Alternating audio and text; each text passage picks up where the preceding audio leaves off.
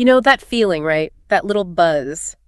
That excitement when a new phone drops. Even if your current one is, well, perfectly fine. The leaks, the teasers, something like the Google Pixel 10 Pro lands, and suddenly your phone feels, I don't know, a bit old.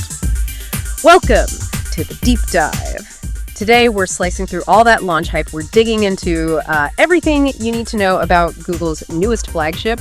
We've looked at the official hints, a pretty detailed review, and yeah, even what people are saying over on Reddit. So our mission today, give you a clear, kind of concise rundown of the Pixel 10 Pro. What's good, what's maybe not so good.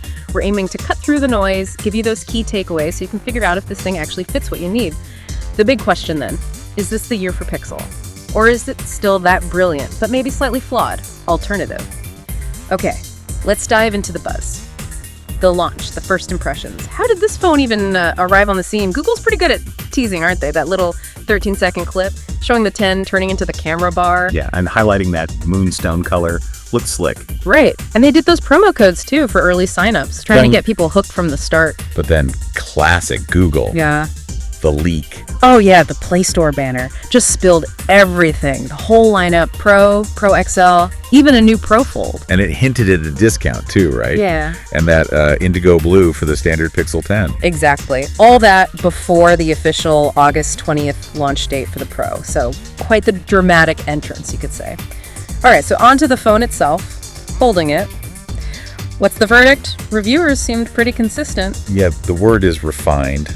Polished. It apparently feels really solid, properly premium. It's not just the materials, but like the gaps between the parts are tighter. It just feels high end. And what about the design philosophy? Simple seems to be the key word. Totally. They're calling it unfussed. Maybe even simpler than the iPhone 16 Pro. You've just got the volume rocker and that main button. Right, the one for Gemini or the camera. Yeah. Kind of streamlined. Exactly. Almost like they're aiming for maximum ease of use. And, okay, we have to mention it. The temperature sensor. Yeah, yes. It's still there. Still there. Why? Does anyone actually use it?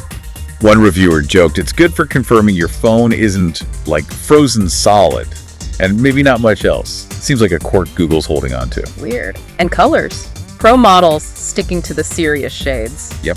Obsidian, moonstone, porcelain, jade. More muted, professional tones. Leaves the bolder colors for the standard Pixel 10.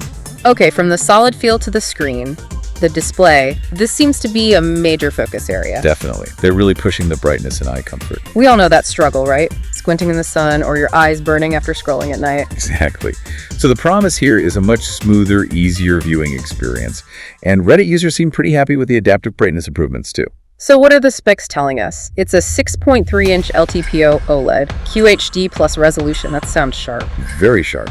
High pixel density. Plus that adaptive refresh rate, 1 Hz to 120 Hz, so it's smooth when you need it, saves battery when you don't. Now, Gorilla Glass Victus 2 for toughness. What about this 480 Hz PWM dimming thing? That sounds technical. It is a bit technical, yeah. Can you break that down? What's it mean for us? And also, that brightness claim, 3,000 nits. Is that real? How does that even feel? Right, so PWM dimming. It's basically how screens control brightness, especially OLEDs, by flickering really fast. By bumping that frequency up to 480 Hz, Google makes the flickering much, much faster. So fast that your eyes basically can't perceive it, especially in dim light. Okay, so less eye strain. Exactly. It's a solid improvement for eye comfort. Thoughtful, really. Now, the brightness. Yeah, 3,000 nits is the claim. Lab tests, they're showing it hitting over 2,500 nits under specific conditions. How does that stack up? It's significantly brighter than the competition.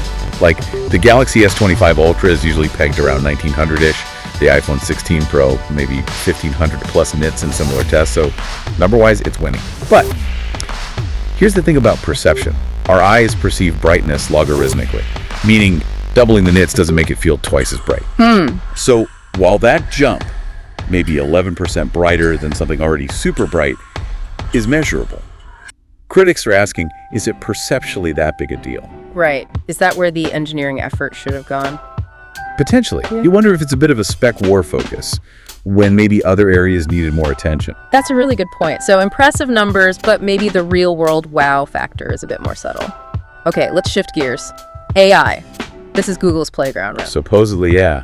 This is where the Pixel 10 Pro is really trying to stand out. And the reviews seem surprisingly positive, like the AI features are actually helpful. Yeah, lovable was even a word used. It seems Google's approach is less about flashy demos and more about useful integration.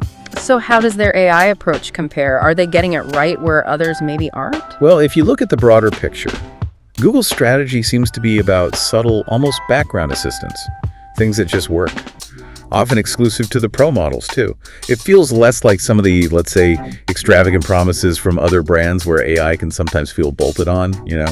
Yeah, like a feature looking for a use case. Exactly. Google seems focused on making AI genuinely useful without shouting about it too much. I can see that. Like the call screening sounds amazing. Screening calls, transcribing, taking notes while telling people it's happening for privacy. That's a big one. And the live translation, sounding like your own voice. Kind of eerie, but useful. And this magic cue thing, contextual suggestions popping up from your apps, like reservation details or phone numbers. Yeah, and it processes on the device itself, which is good for privacy and speed.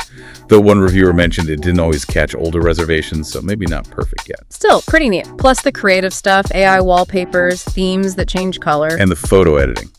Using natural language like, get rid of that person, or make the sky look cooler. Plus a camera coach for framing tips. Wow, that's actually a lot of AI. That doesn't sound completely pointless. Okay, from smart AI to smart cameras, imaging. This is Pixel territory historically, but there's some debate this year, especially around the standard Pixel 10. Yeah, there's definitely chatter, particularly on Reddit. The big point of contention is a rumored downgrade in megapixels for the base Pixel 10's main camera. A downgrade? Really? From 50 MP down to 48 MP? That's the rumor, yeah. And apparently a difference in the selfie cam, too. The thinking is it's a way for Google to push people towards the Pro, or maybe make the A-series more distinct. But the base model gets something new, right? It does. It's supposedly gaining a telephoto lens.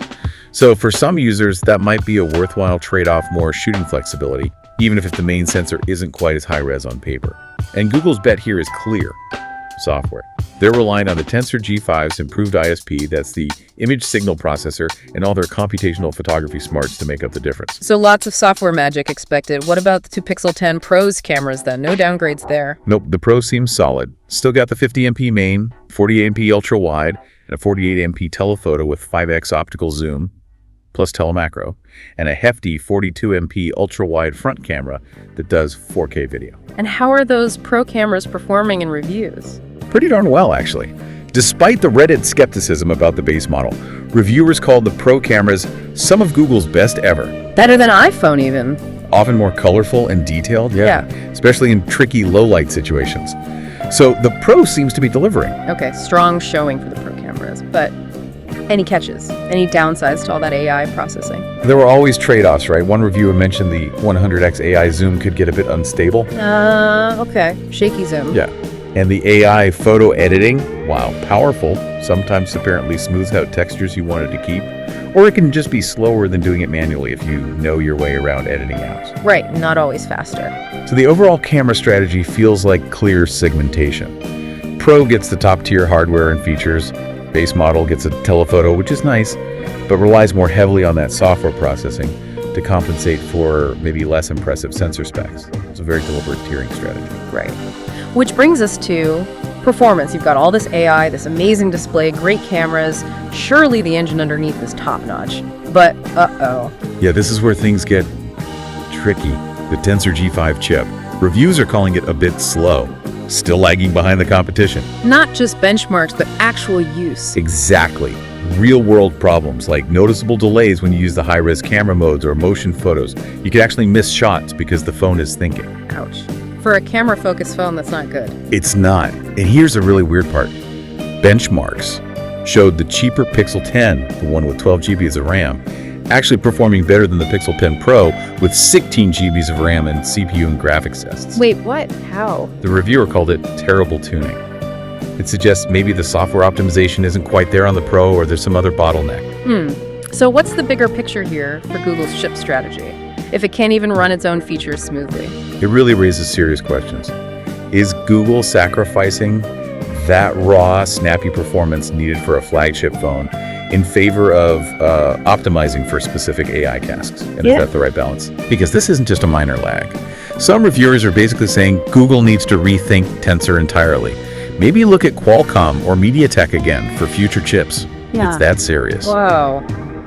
That's quite the statement. And the pain doesn't stop there, does it? Battery life. The eternal Pixel struggle. Yeah, the jokes about the Pixel 9 Pro battery just vanishing. They weren't entirely wrong. And the 10 Pro. Any better? Marginally. Like 15 minutes longer in tests than the 9 Pro, which is not much. Especially compared to others. Exactly. Other Android phones with the latest Snapdragon chips are seeing hours of battery life gains. So the Pixel 10 Pro ends up looking kind of mediocre by comparison. Mediocre battery life coupled with performance issues. One reviewer literally said it's the double whammy that you put the nail in the tensor coffin. Pretty harsh. Yikes. Okay, and the pricing for the Pro models starts at $999. Yep, $999 for the Pixel 10 Pro. Then the Pro XL goes from $11,799 up to $599. And the Pro Fold starts at a hefty $9,799, going up to $2,149. And how's that landing with potential buyers? Mixed reactions. Some Reddit users call the price jumps funny, feeling they're not getting enough extra value for the money, especially compared to some Chinese brands offering similar or better specs for less. There's a perception of Google's strategy here, isn't there? Yeah, one commenter put it quite bluntly: aim for huge profit margins at launch, let the resale value drop quickly, and then encourage trade-ins to keep the cycle going. And then there's the software promise: 7 years of updates. That sounds great on the surface. Right. Android 16 out of the box, that new Material 3 expressive UI, 7 years, is industry leading. It is a bold promise, great for longevity, great for sustainability arguments, but the question lingers: will the hardware actually last 7 years? Given the performance and maybe battery concerns. Exactly. If the battery degrades significantly after 3 or 4 years, or the performance feels sluggish by year 5, do those extra software updates really matter as much? It's a valid concern. Are they real enhancements or just security patches by the end? Okay, so wrapping this all up, the Pixel 10 Pro, it feels like a phone with a split personality, almost. That's a good way to put it. Intriguing contradictions. You've got these genuinely useful, well-integrated AI features, a screen that's incredibly bright, looks great, cameras that can absolutely hang with and sometimes beat the best. Making it seem like a really strong contender against, say, the iPhone 16 Pro on those fronts. But you hit the wall with performance issues tied to that tensor chip, and battery life that's still just okay, not great. Yeah, those persistent problems really hold it back from being an unqualified recommendation. And Google's strategy, clearly pushing the Pro models as the real flagship, maybe at the expense of the base model plus the pricing. It raises questions about value, doesn't it? Which leads us perfectly into our final thought for you listening in. Thinking about all this, what really matters most to you in a smartphone in 2025? Is it that clever, seamless AI? Is it just raw power and speed? Is it having the absolute best camera? Or is it about getting the most bang for your buck, the overall value? And what do you think of Google's approach? Making the Pro the clear top dog, even if the standard Pixel makes compromises. Is that the right way forward? What's going to be top of your list for your next phone? Lots to chew on there.